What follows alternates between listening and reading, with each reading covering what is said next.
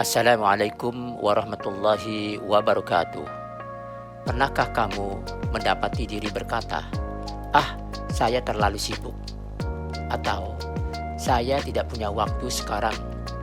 Kalimat-kalimat seperti ini seringkali muncul saat kita berhadapan dengan sesuatu yang menantang atau di luar zona nyaman kita.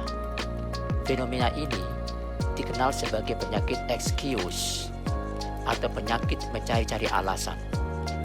Meski terlihat sepele, kebiasaan mencari alasan dapat menjadi penghambat terbesar dalam mencapai tujuan.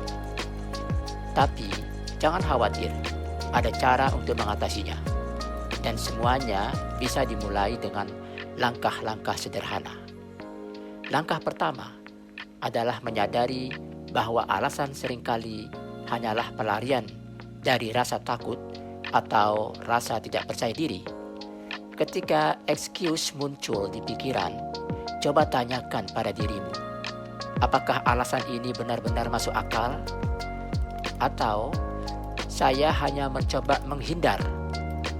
Misalnya, jika kamu berkata, saya tidak sempat belajar, apakah itu benar-benar karena waktu yang kurang?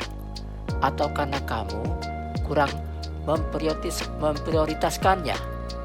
Dengan bertanya seperti ini, kamu bisa mulai membedakan antara kendala nyata dan pembenaran yang tidak diperlukan. Setelah menyadari pola pikir tersebut, langkah selanjutnya adalah menetapkan tujuan yang jelas dan spesifik. Tanpa tujuan yang konkret, kita cenderung kehilangan fokus dan membiarkan alasan mengambil alih. Sebagai contoh, jika kita ingin menjadi lebih sehat, jangan hanya berkata, saya ingin mulai olahraga. Ubahlah menjadi, saya akan berolahraga 15 menit setiap pagi sebelum bekerja. Dengan membuat target yang sederhana dan terukur, kamu akan merasa lebih mudah memulai, sehingga alasan untuk menunda akan semakin berkurang. Selain menetapkan tujuan, penting juga untuk mulai dari langkah kecil. Ketika sebuah tugas terasa terlalu besar, seringkali kita merasa kewalahan dan mulai mencari alasan untuk menghindarinya. Rahasianya adalah membagi tugas besar itu menjadi bagian-bagian kecil yang lebih mudah dikerjakan.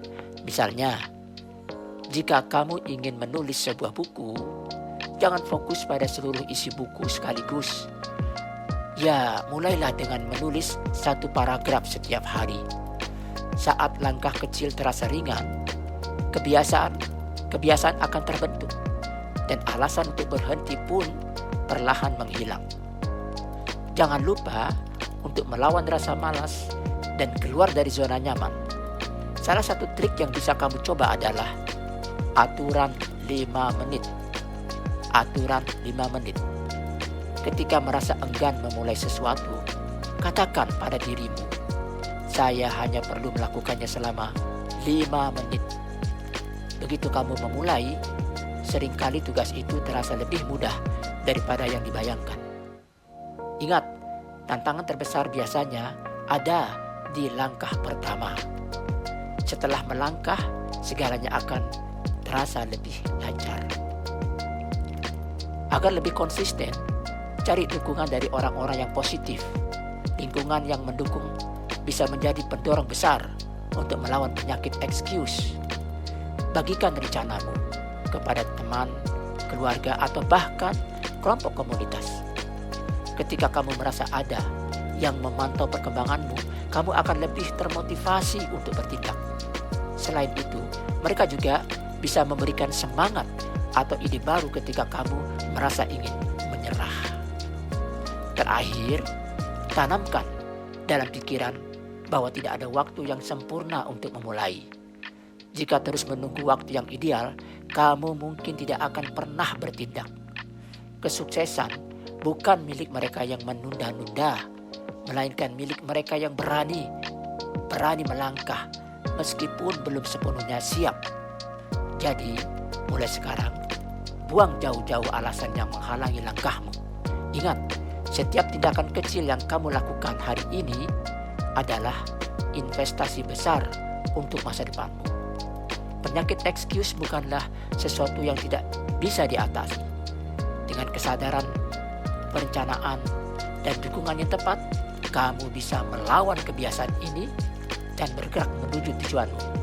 Jadi, apa yang kamu tunggu?